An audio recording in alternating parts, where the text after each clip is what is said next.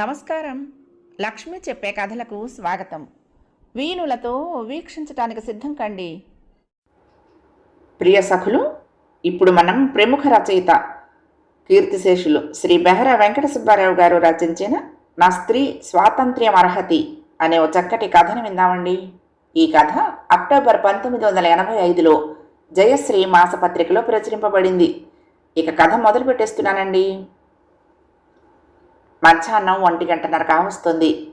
రేడియోలో స్త్రీల కార్యక్రమం రాబోతోంది. సుజాత సీలింగ్ ఫ్యాన్ స్పీడ్ కొంచెం తగ్గించి రేడియో టేబుల్కు దగ్గరగా కుర్చీ లాక్కొని కూర్చుంది. ఆ రోజు నా స్త్రీ స్వాతంత్ర్యం అర్హత మీద చర్చ జరుగుతోంది. అంతకుముందు స్త్రీ స్వాతంత్రానికి స్త్రీయే ప్రతిబంధకమా అన్న అంశంపై చర్చ జరిగింది. ఆనాడు చాలామంది స్త్రీయే ప్రతిబంధకమని అభిప్రాయపడ్డారు.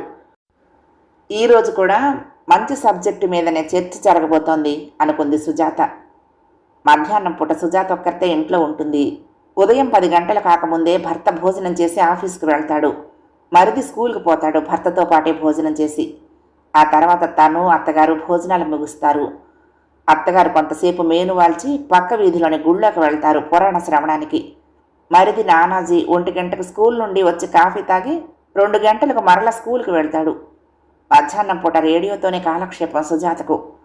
పాపను ఓయల్లో వేసి రేడియో ముందు కూర్చుంది. రేడియో చర్చ ఆరంభమైంది. స్త్రీకి స్వాతంత్ర్యం లభించిందని, అన్ని రంగాల్లోనూ స్త్రీ జాతి ముందంజ వేస్తోందని అంటున్నారు, పత్రికల్లో రాస్తున్నారు. కానీ స్త్రీకి సంపూర్ణ స్వాతంత్ర్యం ఇంకా లభించలేదు అంటూ ప్రారంభించిందామె. సుజాత గతంలోకి జారిపోయింది. సుజాత తండ్రి శివరాం ఒకానొక ఆఫీసులో గుమస్తా. శివరాంకి సుజాతే మొట్టమొదటి సంతానం. తర్వాత వేణు, భారతి పుట్టారు. అదృష్టం కొద్దీ తర్వాత మరి పుట్టలేదు. ఎదిగిన పిల్లల అవసరాలను తీర్చడానికి ఆయన జీతం చాలేది కాదు. సుజాత చదువు పీయూసీతోనే ఆగిపోయింది. ఆ రోజు తండ్రి భోజనం ముగించి తన గదిలోకి వెళ్ళాడు. తమ్ముడు రవి పరీక్షలు దగ్గర పడ్డాయని తన క్లాస్మేట్తో చదువుకునేందుకు వెళ్ళాడు. తల్లి వంటింట్లో సామాను సర్దుకుంటోంది. సమయం కనిపెట్టి తండ్రిని సమీపించి జంకుతూ తల్లికి వినిపించకుండా మెల్లిగా అంది, కస్టమ్స్ డిపార్ట్మెంట్లో వేకెన్సీలు ఉన్నాయని అడ్వర్టైజ్మెంట్ పడితే అప్లికేషన్ పెట్టారు నాన్నగారు అంది. ఆశ్చర్యంగానూ అసమ్మతిగానూ తండ్రి తన వైపు చూస్తూ ఉంటే చూపులు కిందకి మరల్చుకుంది. ఉద్యోగం చేస్తావా? నెమ్మదిగా అడిగినా అయిష్టత ధ్వనించింది. అవును నాన్నగారు, ఖాళీగా ఉంటే ఏమీ తోచటం లేదు. ఉద్యోగం చేస్తే కాలక్షేపం అవుతుంది నేల చూపులు చూస్తూనే అంది. వద్దమ్మా, ఇప్పటికే తలెత్తుకుని తిరగలేకుండా ఉన్నా. కూతురు పెళ్ళి ఎప్పుడు చేస్తావని అందరూ అడుగుతున్నారు. ఇక నువ్వు ఉద్యోగం చేస్తే వేరే చెప్పాలా? ఆయన కంఠం రుద్ధమైంది. ఆవేదన పెళ్ళుబికింది. అది కాదు నాన్నగారు, కాలక్షేపం కోసమే చెయ్యాలనుకుంటున్నా. జీతం 300 పైనే వస్తుంది అంటున్నారు. అందుకేనమ్మా వద్దంటున్నాను. ఆడపిల్ల సొమ్ము తింటూ దాని పెళ్ళే తలిపట్టడం లేదని అందరూ ఆడిపోస్తారు. నువ్వు ఉద్యోగం చేయటం ఇష్టం లేదమ్మా. 2 ఏళ్ళు ఆగితే రిటైర్ అవుతా, డబ్బు అందుతుంది. నిన్నొక అతని చేతిలో పెట్టి పంపేదాకా మనశ్శాంతి ఉండదమ్మా. అంతవరకు వెనక్కు చెయ్యి పెట్టి దాచి ఉంచిన కవరును బయటకు తీస్తూ, ఆర్డర్స్ కూడా వచ్చాయి నాన్నగారు. ఈ ఊళ్ళోనే పోస్ట్ చేశారు. జాయిన్ కావాలనుకుంటున్నా. కాదనకండి నాన్నగారు అర్థించింది. ఏమిటి, ఆర్డర్స్ కూడా వచ్చాయా? ఆశ్చర్యంగా కవర్ వైపు చూస్తూ అందుకున్నాడు శివరాం. అందుకే అంటున్నా నాన్నగారు, కాదనకండి ప్లీజ్ బ్రతిమలాడింది కవర్ అందిస్తూ. తండ్రి ఆర్డర్స్ చదువుతుంటే వెనక్కు తిరిగి చూసింది. తల్లి ఇంకా వంటింట్లోనే ఉంది. తల్లి ఎట్టి పరిస్థితుల్లోనూ అంగీకరించదని ఆమెకు తెలుసు. ముందుగా తండ్రి చేత ఊ అనిపిస్తే ఆ తర్వాత తండ్రి సహాయంతో తల్లిని ఒప్పించవచ్చునని ఆమె ప్లాన్. నా పెళ్లికి నేను కొంత కూడబెట్టాలనుకుంటున్నా నాన్నగారు. ఎలాగూ ఈ 2 ఏళ్ళు ఖాళీగా కూర్చోవాలి కదా. మన ఇంట్లో వస్తువులు ఏమిటున్నాయి? ఒక ఇత్తడి బింది, 2 గిన్నెలు తప్పించి 2 మంచాలు ఉన్నాయి. అందులో ఒకటి నొలక మంచం. ఎవరైనా వస్తే ఎంత నామోషిగా ఉంటుంది. నాన్నగారు మన పరిస్థితి చూసి వెంటనే జారుకుంటారు, మరెప్పుడూ కనపడరు. ముందు మన ఇంటి పరిస్థితిని మెరుగుపరుచుకోవాలి. నాన్నగారు మీక 2 పంచెలు, అమ్మకిక సరే సరి. తమ్ముడు చెల్లెలు అలాగనే ఉన్నారు. నేను మగవాణ్ణి పుడితే మీకు ఆ బాధ లేకపోను. కాదనకండి నాన్నగారు అర్థించింది. తండ్రి మౌనంగా ఆలోచనలో పడటం చూసి పర్వాలేదనుకున్న ధైర్యం తెచ్చుకుంది. మరొకసారి వెనక తిరిగి చూసింది. తల్లి వంటగది లైట్ ఆర్పడంతో కంగారుగా తండ్రి వైపు చూసింది. నాన్నగారు అంది తల్లి వంటగది తలుపులు వేస్తూ ఉంటే. అవునమ్మా, నువ్వు చెప్పింది నిజమే. పెళ్లి కావలసిన పిల్లవి. మా మాటకి నీకు కావలసిన హంగులు నువ్వు సమకూర్చుకో తల్లి. గిల్టు నగలతో ఉన్నావు అన్నాడు శివరాం కవర్ మడత పెడుతూ. తేలిగ్గా ఊపిరి తీసుకుంది సుజాత. ఇక తల్లి వచ్చినా పర్వాలేదనుకుంది. ఏమిటండి ఆ ఉత్తరం? లోనికొస్తూనే అడిగింది పార్వతమ్మ. భర్త మౌనంగా ఉండిపోవడంతో కూతురు వైపు చూసింది ప్రశ్నార్థకంగా. కూతురు తన వైపు చూపుల్ని మరొక పక్కకు తిప్పుకోవడంతో చిరాకు వేసింది. ఏమిటండి ఆ ఉత్తరం అంటే మాట్లాడరేం, ఇలా ఇవ్వండి చూస్తా అంటూ చెయ్యి చాపింది. మన సుజాతకు ఉద్యోగం ఇస్తూ ఆర్డర్స్ పంపారు చెప్పాడు శివరాం తగ్గుస్వరంతో. హా అంటూ ఆశ్చర్యపోయిందామె. అవును పార్వతి, ఉద్యోగం రావటం అంటే మాటలా? వచ్చాక చూద్దాంలే అని అప్లై చేయమన్నా. ఉద్యోగం ఇచ్చామంటూ ఆర్డర్స్ వచ్చాయి. ఈ ఊళ్ళోనే వేశారు. ఆమెకు నచ్చ చెప్తున్నట్టుగా అన్నాడు. బాగుందండి వరస. దానికి పెళ్లి చేయదలుచుకోలేదా ఏమిటి? చిన్నపిల్ల అనుకుంటున్నారా? ఇంకా ఆ ఉద్యోగం చేయటానికి వీల్లేదు. దృఢంగా తన అసమ్మతిని తెలియచేసింది. ఎలా నచ్చ చెప్పాలో ఆలోచిస్తూ ఉండిపోయాడు శివరాం. దానికి బుద్ధి లేకపోతే మీరు చెప్పొద్దు. అసలు కాగితం పెట్టినప్పుడే నాకెందుకు చెప్పలేదు? మీరు దాచిపెట్టారన్నమాట. తండ్రి మీద తల్లి విరుచుకుపడుతూ ఉంటే సహించలేకపోయింది సుజాత. ఉద్యోగానికి అప్లై చేసినట్లు నాన్నగారికి తెలియదమ్మా. అసలు ఇప్పటి వరకు నాన్నకు తెలియదు. ధైర్యం కూడా తీసుకుని చెప్పింది. అంత స్వతంత్రురాలు అయిపోయావుటే. ఆడదానికి అంత స్వతంత్రం పనికిరాదమ్మా. ఉద్యోగం చేస్తావా? ఉద్యోగం ఇప్పటికే అమ్మలక్కలందరికీ చెప్పలేక చస్తున్నాను, పైగా ఇదొకటే. కూతురి మీద నిప్పులు రాల్చింది. ఏమ్మా, ఉద్యోగం చేస్తే తప్ప? అడిగింది దగ్గు స్వరంలో. తప్పున్నారా? ఉద్యోగం చేస్తే నీకు పెళ్ళైనట్టే. చూస్తున్నాగా మీ మామ కూతురు ఎలా తయారైందో. వద్దంటూ ఉంటే ఉద్యోగంలో చేరింది. 40 ఏళ్ళు వచ్చాయి, పెళ్ళయిందా? దానికి ఎక్కడ దొరుకుతాడే మొగుడు? అసలు పెద్ద చదువులు చదివితేనే పెళ్ళిళ్ళు అవ్వవు. మీ పెదనాన్నగారి అమ్మాయిని ఎంఏ దాకా చదివించారు. ఊళ్ళో కాలేజీలు యూనివర్సిటీలు ఉన్నాయి కదా అని. దాని పెళ్లి పెద్ద సమస్య కూర్చుంది ఇప్పుడు. ఇప్పుడు నువ్వు తయారవుతానంటున్నావు. నువ్వు ఉద్యోగంలో చేరావంటే నేను నుయ్యో గొయ్యో చూసుకుంటా. ఏం మాట్లాడుతుందో తెలియని ఆవేశం వచ్చింది ఆమెకు. శివరాం ఆలోచనలో పడిపోయాడు. పార్వతి చెప్పింది నిజమే. తన బావమరిది ఊళ్ళోనే కాలేజీ ఉంది కదా అని బిఏ చదివించాడు కూతుర్ని. ఆ తర్వాత బీఈడీ అయ్యింది. టీచర్గా ప్రవేశించి లెక్చరర్ అయ్యింది. ఉద్యోగంలో స్థాయి పెంచుకుంది. కానీ జీవితానికి తోడు సంపాదించుకోలేకపోయింది. వరుణ్ణి వెతకటం పెద్ద సమస్య కూర్చుంది. రెండో పెళ్లివాడిని ఆమె అంగీకరించడం లేదు. అసలు పెళ్ళే వద్దంటుంది. స్వతంత్రంగా ఏ బాధరబందీ లేకుండా బ్రతుకుతానంటోంది. ఆమెను గురించిన బెంగతోనే తల్లి కళ్ళు మూసింది. ముసలి తండ్రి ఆమెతో సంవత్సరాల తరబడి వాదించి అలసిపోయాడు. వృద్ధాప్యంలో ఆయనకు మనశ్శాంతి లేదు. మరి అన్నయ్య కూతురు అది అంతే. ఎంఏ దాకా చదివింది. పెళ్ళిడు దాటిపోయింది. దానికి ఏ వరుడు దొరకటం లేదు. ఇంజనీరు డాక్టర్లు అయితే కట్నం ఇయ్యాలి, స్తోమత లేదు. తక్కువ చదువున్న వాడిని చేసుకోదుట. ఇలాంటి స్త్రీలు ఇంకా ఎంతమంది ఉన్నారో. పార్వతి వాదనలో యథార్థమో సమంజసమో లేకపోలేదు. పెద్ద చదువులున్న వారికి, ఉద్యోగాలు చేస్తున్న వారికి పెళ్ళిళ్ళు పెద్ద సమస్యగా పరిణమించటం తాను చాలా చూశాడు. తన ఆఫీసర్ బాగా డబ్బు సంపాదించాడు కాబట్టి ఎంఏ పాస్ అయిన తన కూతురికి 25,000 కట్నం ఇచ్చి గర్వంగా ఎంఏని ఎండీకి ఇచ్చి అని దర్పంగా శుభలేఖలు అచ్చి వేయించాడు. మరి మధ్యతరగతి కుటుంబాల మాట? మధ్యతరగతి కుటుంబాల్లో ఆడపిల్లలు ఉద్యోగాలు చేస్తున్నారు.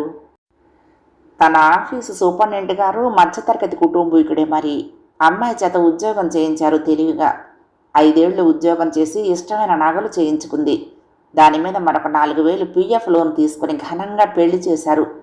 పెళ్ళైన తర్వాత కూడా ఆమెను తన ఊరికి బదిలీ చేయించుకుని పెళ్ళాం చేత ఉద్యోగం చేయిస్తున్నాడు ఆమె భర్త. తన ఆఫీసులో 6 స్త్రీలు ఉద్యోగం చేస్తున్నారు. ఉద్యోగంలో ఉండగానే 2 పెళ్ళిళ్ళు అయ్యాయి. మధ్యతరగతి కుటుంబాలలో స్త్రీలు ఉద్యోగం చేయటంలో తప్పు లేదన్న నిర్ణయానికి వచ్చాడు శివరాం. మెల్లగా భార్యకు నచ్చ చెప్పాలనుకున్నాడు. ఎవరికో పెళ్ళిళ్ళు అవటం సమస్యగా ఉండటం నిజమే పార్వతి, కానీ అందరికీ కాదుగా అన్నాడు. అయితే ఏమిటి, దాని చేత ఉద్యోగం చేయిస్తానంటారా? కస్సు మంది పార్వతమ్మ. మన పరిస్థితి కూడా కొంచెం ఆలోచించు. ఈ పళంగా ఎవరైనా పెళ్లివారు వస్తే పిండి వంటలు లేకపోతే మాని పలహారమైనా చేసి పెట్టే స్థితిలో ఉన్నామా? పడుకోవటానికి సరైన మంచం ఉందా? ఎలాగూ 2 ఏళ్లలో రిటైర్ అవుతా, అప్పుడు దాని పెళ్లి చేసేస్తా. ఇంతలోనూ అదేమి ఎదిగిపోదులే అన్నాడు నెమ్మదిగా. ఆడది స్వతంత్రంగా తిరగటం నాకు ఇష్టం లేదండి. రేపొద్దున నా డబ్బు నా ఇష్టం అంటుంది. ఎదురుగా కాంతమ్మ గారి కోడల్ని చూస్తున్నాగా, రోజు ఏదో ఒక గొడవ. బీచీలు, సినిమాలు, షికార్లు, నాగలు వాగలు ఇష్టం వచ్చినట్టు ఖర్చు చేస్తుంది. అది ఎంత బరి తెగించిందని దాని మొగుడు వచ్చామట. అందుకనే పెళ్ళాం చేత ఉద్యోగం చేయిస్తున్నాడు. లేకపోతే 800 జీతగాడేమిటి? ముష్టి 300కి పెళ్ళాన్ని అలా ఆఫీసుల్లో నలుగురు మగాళ్ళ మధ్యకి పంపుతాడా? అంది పార్వతమ్మ. ఎంత చెప్పినా ఆమె ఒప్పుకోలేదు. ఆమెను ఒప్పించడానికి 4 రోజులు పట్టింది ఆ తండ్రి కూతుళ్ళకి. 5వ రోజున సుజాత ఉద్యోగంలో జాయిన్ అయింది. ఆ తర్వాత మరో సంవత్సరానికి రిటైర్ అవ్వకముందే శివరాం గుండెపోటుతో మరణించాడు. ఆ ఇంటికి సుజాతే పెద్ద దిక్కయింది. బ్యాంకులో దాచిన 1000 రూపాయలు తండ్రి దహన సంస్కారాలకి కర్మకే ఖర్చయిపోయింది. మరో సంవత్సరం గడిచాక తండ్రి తాలూకు పిఎఫ్ డబ్బు, ఇన్సూరెన్సు వగైరాలు 5000 అందాయి. అప్పులు పోను 3000 మిగిలాయి. శివరాం పోయినప్పుడు వచ్చిన దగ్గర బంధువుల్లో ఒకరు ఒక సంబంధం తెచ్చారు. కట్నం 5000 ఉండాలన్నారు. అందుకు పార్వతమ్మ సిద్ధపడింది. ఇల్లు అమ్మేసి పెళ్లి చేస్తానంది. మిమ్మల్ని ఇంట్లో నుంచి బయటకు నెట్టి నేను గుమ్మం దిగలేనమ్మా, అసలు కట్నంతో పెళ్ళే వద్దు అని మొరాయించింది సుజాత. ఎంతమంది చెప్పినా పట్టు వదలలేదు. పెళ్లి కాకపోయినా పర్వాలేదు అంది అందరిలోనూ నిర్భయంగా. మరొక 2 సంవత్సరాలు గడిచాయి. తమ్ముడి ఉద్యోగ ప్రయత్నంలో రఘునాథ్తో పరిచయం అయింది. రఘునాథ్ కలెక్టర్ ఆఫీసులో యూడీసీ. తన కొలీగ్ అన్న కలెక్టర్ ఆఫీసులో పనిచేస్తున్నాడు. అతన్ని కలవటానికి తమ్ముడిని వెంట పెట్టుకుని కలెక్టర్ ఆఫీస్కి వెళ్ళింది. ఆ రోజు అతను సెలవులో ఉన్నాడని తెలిసి నిస్సహాయురాలిలాగా నిలిచిపోయింది. ఆ పరిస్థితిలోనే రఘునాథ్ తనకు తానుగా పరిచయం చేసుకున్నాడు. అతను నా బెస్ట్ ఫ్రెండ్, మీకేం కావాలో చెప్పండి, ఆనందంగా చేసి పెడతాను చొరవగా అడిగాడు. అతని ద్వారా తన పని ముగించుకుని వచ్చింది సుజాత. తమ్ముడు రవికి కూడా కలెక్టర్ ఆఫీస్లోనే ఉద్యోగం అయింది. రవితో రఘునాథ్ కూడా ఇంటికొస్తూ ఉండేవాడు. రఘునాథ్ది నిండైన విగ్రహం, అందమైన మొహం, ఆకర్షవంతమైన కళ్ళు, నిష్కల్మషమైన మనసు, కలుపుగోలుతనం. ఆకర్షితురాలైంది సుజాత. ఒకనాటి సాయంత్రం రఘునాథ్కి కాఫీ అందిస్తూ పార్వతమ్మ, మా సుజాతకి ఏమైనా మంచి సంబంధం చూసి పెట్టు బాబు అంది. ఉద్యోగం చేసే అమ్మాయిని ఎవరు పెళ్ళాడతారండి అంటూ అతను సుజాత వైపు కొంటిగా చూశాడు. హతాసురాలైంది పార్వతమ్మ. సుజాత ఆహ్వం దెబ్బతింది. నేనసలు పెళ్ళే చేసుకోను అంది తీక్షణంగా ఎర్రబారని మొహంతో. పార్వతమ్మ తమాయించుకుంది. మా పరిస్థితి అలాంటిది బాబు, నీకు తెలియందే ఉంది అంది దీనంగా. ఆమె మాటలు వినిపించుకోలేదు రఘునాథ్. కోపంలో సుజాత అందం ద్విగుణీకృతమైంది. అతన్ని కవ్వించింది. పోనీ ఎవరైనా మిమ్మల్ని చేసుకోదలిస్తే అడిగాడు సుజాతను. దాని మొహం దానికేం గాని ఏదైనా సంబంధం చెప్పు బాబు అంది పార్వతమ్మ మళ్ళీ అమాయకంగా. ఇలా చిర్రుబుర్రులాడేవాడని ఎవరు చేసుకుంటారండి? చేసుకున్నా ఏం సుఖపడతాడు అన్నాడు రఘునాథ్, తన దృష్టి ఆమె మీద నుండి మరల్చుకోకుండానే. ఉడుక్కున్న సుజాతకు కన్నీళ్ల పర్యంతమైంది. నేను చేసుకోను, నన్నెవరూ చేసుకోను వద్దు. చర్రున పక్క గదిలోకి పోయింది కోపంగా. కట్నం ఏ పాట ఇవ్వగలరు అడిగాడు రఘునాథ్. సుజాత చాటుగా వింటోందన్న విషయం కనిపెట్టేశాడు. ఆమె చీర కుచ్చిళ్ళు తలుపు కింద నుంచి కనపడుతున్నాయి. గట్టిగా అనక బాబు, అది వింటే ఒప్పుకోదు. 3-4 వేలు దాకా ఇచ్చుకోగలం నెమ్మదిగా చెప్పింది పార్వతమ్మ గుసగుసలాడినట్లుగా. అతనికి సుజాతని ఇంకా ఏడిపించాలన్న ఒబలాటం ఎక్కువైంది. ఆపాటి కట్నానికే ఎవరు చేసుకుంటారండి ఈ రోజుల్లో? మీ అమ్మాయిని చూస్తే మరీ ఎక్కువ అడుగుతారు, ముక్కు మీదే కోపం గట్టిగానే అన్నాడు ఆమెకు వినిపించేలా. మా తాహత అంతే బాబు అంది పార్వతమ్మ తన ధోరణిలో ఖాళీ కాఫీ గ్లాసును తిరిగి తీసుకుంటూ. అయితే చూస్తానులేండి అంటూ లేచాడు రఘునాథ్. వీధి గుమ్మం దిగుతూ వెనక్కు తిరిగి చూశాడు. తన వైపే అపేక్షగా అభిమానంగా చూస్తున్న సుజాత కనిపించింది. సిగ్గుతో తలదించుకుంది. ఆ తర్వాత కొన్ని నెలలకే రఘునాథ్తో సుజాతకు పెళ్ళయింది. కానీ కట్నం లేకుండా, ఎలాంటి సమస్యలు తలెత్తకుండా. మరొక సంవత్సరం గడిచింది. నీ ఉద్యోగానికి రాజీనామా చేయాలి అన్నాడు రఘునాథ్ ఓనాటి రాత్రి. నివ్వెరపోయింది సుజాత. రాజీనామా చెయ్యాలా? అవునన్నట్లుగా తాలూపాడు. ఏం ఎందుకని లేచి కూర్చుంటూ అడిగింది. తన భార్య పరాయి మగవాడ మచ్చ తిరగటం ఏం మగవాడు ఇష్టపడడు అన్నాడు. ఇన్నాళ్ళు ఎందుకు ఊరుకున్నారు? పెళ్ళైన వెంటనే మాన్పిస్తే నీవేమైనా అనుకుంటావని. అంటే నా మీద నమ్మకం లేదన్నమాట. చర్రుమని మంచం దిగింది సుజాత. అదిగో ఆ కోపమే వద్దన్న లాలనగా భుజం మీద చెయ్యి వేయబోయాడు. ముందు చెప్పండి, నా మీద నమ్మకం లేదా? భర్త చేతిని తొలగిస్తూ నిలదీసింది. లేకపోవటం ఏమిటి, ఉంది. కానీ ఉద్యోగం చేయటం ఇష్టం లేదు, అంతే. లేదు, నా మీద మీకు విశ్వాసం లేదు. ఏదో దాస్తున్నారు. మీరే సర్వస్వం అని నమ్మా. నిజం చెప్పండి, నా మీద మీకు అనుమానం కలిగింది కదూ? భర్త చేతిని పట్టుకుని ఊపేస్తూ ఉద్రేకపడింది సుజాత. ఆమె ఆవేదనను అర్థం చేసుకుంటూ ఆమెను తన కౌగిట్లోకి ఇముడ్చుకుంటూ అన్నాడు. అది కాదు సుజా, ఏదో సరదా కంటే అంత సీరియస్గా తీసుకుంటావు అనుకోలేదు. You are too sensitive. ముంగురులను సవరిస్తూ అనునయించాడు. వేళాకోళానికైనా అలా అనకండి అంటూ కళ్ళు తుడుచుకుంది. మనకి బోలెడు ఆస్తి ఉంది కదా, నీకు ఉద్యోగం చేయాల్సిన కర్మ ఏమిటి? తన హృదయానికి హత్తుకుంటూ అన్నాడు. మీరు మానేయమంటే మానేస్తాను అంది తృప్తిగా. ఆ తర్వాత నెలలోనే ఉద్యోగానికి రాజీనామా ఇచ్చింది. ఆలోచనల్లో పడి పరధ్యానంగా ఉన్న సుజాత అత్తగారి రాకను గమనించనే లేదు. ఏమమ్మా తీరుబడిగా కూర్చుని ఆ అమ్మలక్కల కబుర్లు వింటున్నావా? ఫ్యాన్ కూడానా? ఏమంత ఒక్కబోస్తుందని వస్తూనే చిర్రుబుర్రులాడింది ఆమె. చటాలను కుర్చీలో నుంచి లేచింది సుజాత. ఆమె ఎదురుగా ఉన్నప్పుడు కుర్చీలో కూర్చుంటే కోపం వస్తుందని అనుభవం మీద తెలుసుకుంది సుజాత. రేడియో కూడా ఆఫ్ చేసింది. అంతకుముందే అత్తగారు ఫ్యాన్ స్విచ్ ఆఫ్ చేయడంతో ఫ్యాన్ ఆగిపోయింది.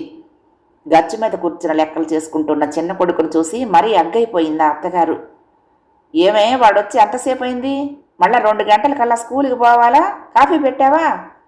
కళ్ళు ఉరిమింది కోడలి మీద. లేదత్తయ్య గారు, ఫ్లాస్క్లో రెడీగా ఉంచా. అతను రాగానే లెక్కలు పెట్టుకున్నాడు. వెళ్ళేటప్పుడు ఇద్దామనుకుంటున్నా చెప్పింది నమ్రతగా, తన పరధ్యానాన్ని సర్దుకోవాలని ప్రయత్నిస్తూ. ఏమిటి, మళ్ళీ ఫ్లాస్క్లో పోయటం మొదలుపెట్టావా?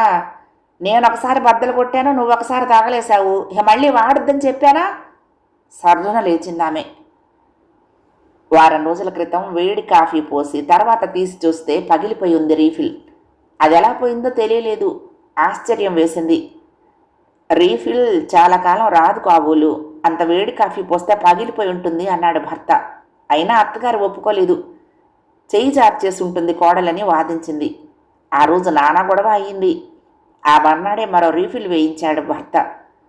ఫ్లాస్క్ వాడకపోతే మరెందుకు అలంకారానికా? అలా అని పైకి అనలేకపోయింది. దీంట్లో పర్వాలేదని పోసాను, ఈసారి పోయానులేండి భయంగా చెప్పింది. ఎంతసేపు అయిందిరా? ఎంతసేపు అయింది నువ్వు వచ్చి? కొడుకును పలకరించింది. వాడొచ్చి చాలాసేపు అయినా కోడలు కాఫీ అందించలేదని కోపంగా. ఇప్పుడే వచ్చానమ్మా, వెళ్ళేటప్పుడు అడుగుదామని ఊరుకున్నా. హోంవర్క్ 2 లెక్కలు ఉండిపోతే చేసుకుంటున్నా అన్నాడు చిన్న కొడుకు. కొడుకు సమాధానం ఆమెకు నచ్చలేదు, పైగా చికాకు కలిగించింది. ఆమె అనుకున్న విధంగా అతను జవాబు చెప్పనందుకు కోపంగా కోడలి వైపు తిరిగింది. అడక్కపోతే మాత్రం రాగానే ఇయ్యొద్దు. ఆ వెధవ రేడియో, పైగా కరెంటు దండగా ఆ అమ్మలక్కల కబుర్లకి అంటూ లేచి వెళ్ళింది పెరట్లోకి. గాలి వాన వెలిసినట్లయింది. సుజాత భయంగా ఫ్లాస్క్ మూత తీసి కాఫీని గ్లాసులో పోసి రీఫిల్ని చూసింది. తృప్తి పడింది. మరిదికి కాఫీ గ్లాస్ అందించింది. కాఫీ అందుకుంటూ వదిన గారి కళ్ళల్లో తిరిగిన నీళ్లను చూశాడు మరిది. అమ్మ మాటలే అంతా, మీరేం బాధపడకండి వదిన, అమ్మ కూడా ఆడదే కదా అన్నాడు ఓదార్పుగా. కథ సమాప్తం. ప్రియ సఖులు, ఈ కథ మీకు నచ్చితే తప్పకుండా లైక్ చేయండి, షేర్ చేయండి, కామెంట్ చేయండి, సబ్స్క్రైబ్ చేసుకుని నన్ను ఎంకరేజ్ చేయండి. ఉంటానండి. ప్రేమతో లక్ష్మి, కృష్ణాతీరం దుర్గమ్మ సన్నిధానం. నమస్తే.